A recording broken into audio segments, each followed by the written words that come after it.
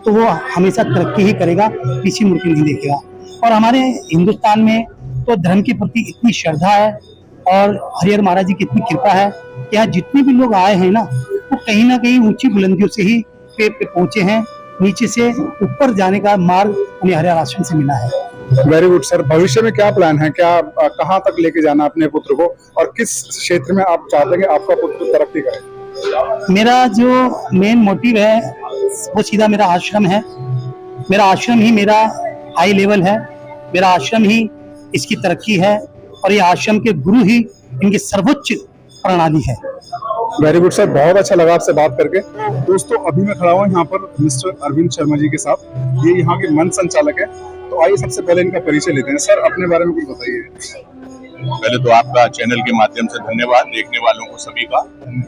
और मैं ये कहना चाहता हूँ, मेरा जैसे अभी आदरणीय नन्हे जी ने बताया कि हम तो यहाँ के छोटे से एक सेवादार हैं, लेकिन मेरा नाम अरविंद शर्मा है। और अपने शब्दों में यही कह सकता हूँ कि जब पंडित को मंदिर में रहमान नजर आए, जब पंडित को मंदिर में रहमान नजर आए और मुल्ला को भी मस्जिद में राम नजर आए, सूरत ही बदल जाए इस दुनिया की अगर इंसान को इंसान में इंसान नजर आए। ये सर बहुत अच्छी सोच लगी मुझे आपकी।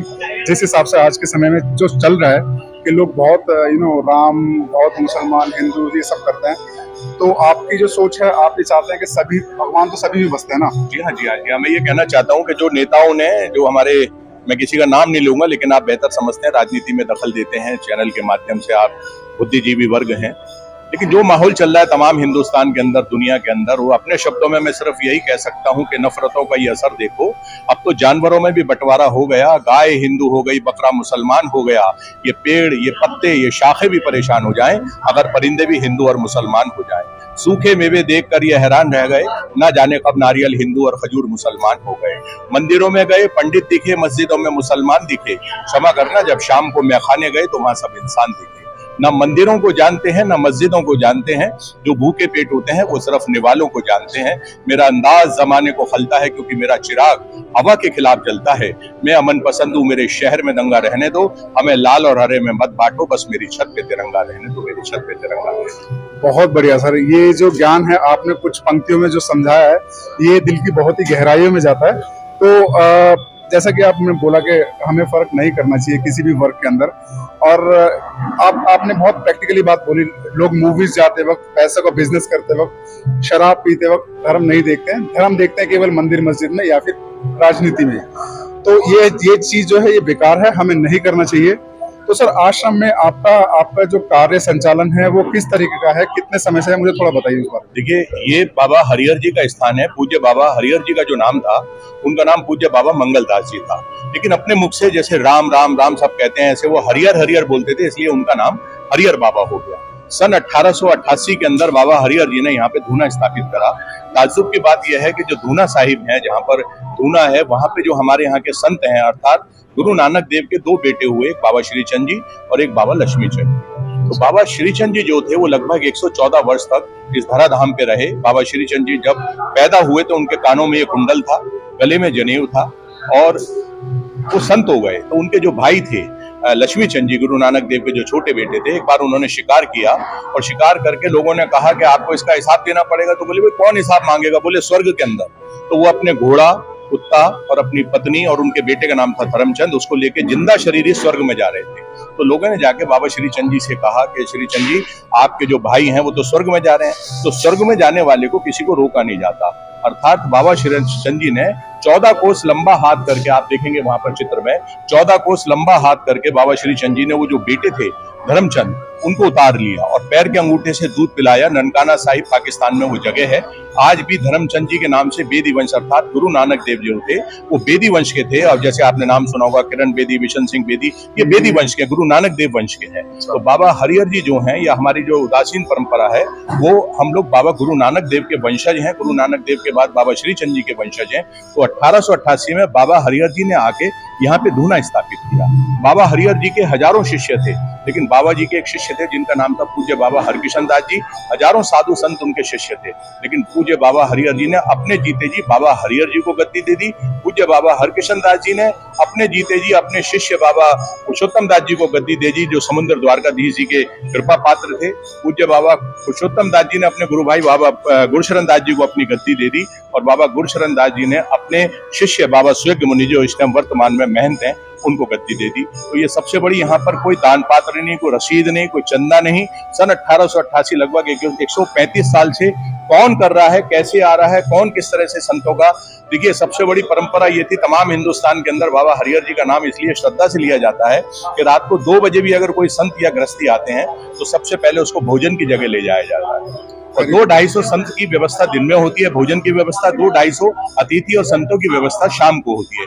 यानी कि 24 घंटे अखंड भंडारा चलता रहता है, चाहे वो बाबा हरिहर जी का शिमला में स्थान हो, चाहे वो बाबा हरिहर जी का वृंदावन में स्थान हो, चाहे वो बाबा हरिहर जी का हरिद्वार में स्थान हो। ऐसे 60-65 जगह हिंदुस्तान में स्थान है, विदेशों में भी है, लेकिन सभी जगह यही परंपरा है, भूखे को अन्न, प्यासे को पानी, पक्षी की सेवा, अतिथि की सेवा। इसलिए बाबा हरिहर जी की जो भी कोई मन की मंगल कामना होती है, शुभ मंगल कामना होती है, जो किसी भी मूर्ति के आगे वो अरदास करता है, बहुत जल्दी उसकी यात्रा और उसकी जो मंगल कामना पूर्ण। सर, आपके सुविचार सुन के, आपकी सोच सुन के मुझे लिटरली बहुत ही अपने आप को छोटा महसूस कर रहा हूँ, क्योंकि इतने ज्ञानी व्यक्ति के साथ में खड़ा हुआ हूँ। एक लास्ट क्वेश्चन और पूछना चाहूंगा, भविष्य के प्रति क्या उद्देश्य है आपका? देखो, अब तो मजहब कोई ऐसा भी लाया जाए जिसमें इंसान को इंसान भी बनाया जाए, आदमी और आदमी के बीच हो कुछ ऐसे रिश्ते, मैं रहूं भूखा तो तुझसे भी ना खाया जाए। दरअसल हम लोगों में प्रेम होना चाहिए, और प्रेम अगर हम में जागृत करना है तो उसके लिए आपको संतों के पास जाना पड़ेगा, फकीरों के पास जाना पड़ेगा, मंदिर में जाना पड़ेगा, गुरुद्वारे में जाना पड़ेगा, चर्च में जाना पड़ेगा। देखिए, एक छोटी सी बात है, उर्दू का एक शेर है कि जहां रात को एक फर्द भी भूखे पेट सोता है, वहां तो बस्ती की बस्ती से खुदा भी नाराज होता है। कहने का अभिप्राय यह है, मुस्लिम लोगों में ऐसी मान्यता है कि अगर पड़ोसी भूखा है तो खुदा नाराज होता है। तो हमें बस ये ध्यान रखना है कि हमारा पड़ोसी, हमारा मुल्क सदा आबाद रहे, हम लोग खुश रहें, और इसी तरह से मंदिर, मस्जिद, गुरुद्वारे, चर्च में आपसी भाईचारा जो है, नेताओं को छोड़ के, राजनीति को छोड़ के, हमें एक दूसरे को समझना चाहिए। बहुत अच्छे सर, बहुत अच्छे, बहुत अच्छा लगा, और लिटरली मेरा दिल जो है बहुत गदगद हो गया ऐसे ज्ञानी व्यक्ति के साथ संवाद करके। तो बाबा हरिहर जी इतने तपस्वी संत थे, आजमगढ़ से आए थे, कि बाबा हरिहर जी की जो भौहें थी वो उनकी आंखें ढक रही थी। तो ये एक चित्रकार की बनाई हुई तस्वीर है, यानी कि अगर हम ये कहें कि बाबा हरिहर जी की कोई ओरिजिनल तस्वीर हमारे पास है तो हमारे पे कैमरे से खींची हुई फोटो नहीं है, और वो बाबा हरिहर जी की ये चित्रकार के द्वारा बनाई हुई आर्ट फोटो है। दूसरी बात, ये जो धूना साहिब आप देख रहे हैं, इसी में से कुदरती अपने आप भभूत निकलती है। इसके ऊपर कोई लकड़ी या पेड़ या कोई ऐसी सामग्री नहीं रखी जाती जिससे वो भस्म हो गया और उसमें से धुआं निकले। तो इस धुएं को ही हम लोग, जो लोग यहाँ पर आते हैं, ऐसे ऐसे कार्य हुए हैं, जैसे लोगों के मरे हुए बच्चे पैदा हुए हैं, जिसको डॉक्टरों ने कह दिया कि ऑपरेशन होगा, या आपके उस महिला के पेट में बच्चा मर गया, लेकिन बाबा हरिहर जी के भभूत का वो चमत्कार है कि जो लोग मान्यता रखते हैं, जो लोग आस्था रखते हैं, जो लोग विश्वास रखते हैं, वो भभूत ही ले गए बाबा जी से पढ़वा के, बाबा जी ने उसको जरा सी दुआ कर दी, उसमें मंत्र पढ़ दिया, और वो ले जाके उसको जब पीड़ित को पिलाया गया तो भगवान मरा हुआ बच्चा भी ऐसे हुआ जैसे नॉर्मल डिलीवरी। ये कोई बनावटी बात नहीं है, मतलब ये हमारे यहाँ किताबों में उल्लेख है। दूसरी बात, ये बाबा हरिहर जी का जो स्थान है, ये अंग्रेजों के टाइम से, यानी कि 5600 से ज्यादा जो मंदिर हैं, उसमें सिर्फ हरिहर बाबा का मंदिर ऐसा है जो किसी भी मतलब जिसे कहते हैं, जैसे सनातन धर्म सभा होती है, अन्य बहुत सारी सभा होती है जिसके अंदर में बहुत सारे मंदिर, मस्जिद, गुरुद्वारे, चर्च वगैरह होते हैं, जैसे ट्रस्ट होती है, लेकिन ये अकेला मंदिर ऐसा है जो किसी के नहीं है, ये स्वतंत्र है। अंग्रेजों के समय से हमारे पास कागज लिखे हुए हैं कि ये बाबा हरिहर की जगह है, और अंग्रेज ब्रिटिश गवर्नमेंट ने हमको ये जगह दी। अगर रामलीला मैदान के गेट के सामने से लेके जीनत में स्कूल तक, और ये पंजाबी मार्केट जहाँ ट्रंक वगैरह मिलते हैं, ये सारी जगह बाबा हरिहर जी के स्थान की है। लेकिन जैसे स्कूल के लिए लोगों ने मांगी तो बाबा जी ने दे दी, उधर रिफ्यूजी लोग जो थे, विस्थापित लोग जो आए, तो उनको बाबा जी ने जगह दे दी, तो फिर भी बहुत भगवान जी के। धन्यवाद, धन्यवाद। दोस्तों, आज एक बहुत ही दिव्य और बहुत ही मैं बोलता हूँ प्रभु के साक्षात्कार का मुझे बहुत ही, मेरे पास शब्द भी नहीं है बोलने के लिए, जिस हिसाब से मंत्रमुग्ध में हो रहा हूँ। मुझे लिटरली ऐसा लग रहा है कि यहाँ आज भी पृथ्वी पे बहुत सारे ज्ञानी और बहुत सारे ऐसे लोग हैं जिन्होंने भगवान के प्रति खुद को समर्पित कर दिया है। भोजन है यहाँ पर जो सभी के लिए बिल्कुल मुफ्त है, जिसके लिए किसी को भी 1 रुपया नहीं देना पड़ता। तो ये देखिए गाइस, यहाँ रोज अप्रोक्सीमेटली 1000 से 1500 लोगों के लिए खाना बनाया जाता है। और ऐसा नहीं है कि खाना बनाने का कोई एक समय हो, 24 घंटे यहाँ पर सभी प्रकार के वर्गों के लिए खाना उपलब्ध होगा दोस्तों। यहाँ हिंदू हो, मुसलमान हो, सभी लोग आते हैं और भोजन ग्रहण करते हैं।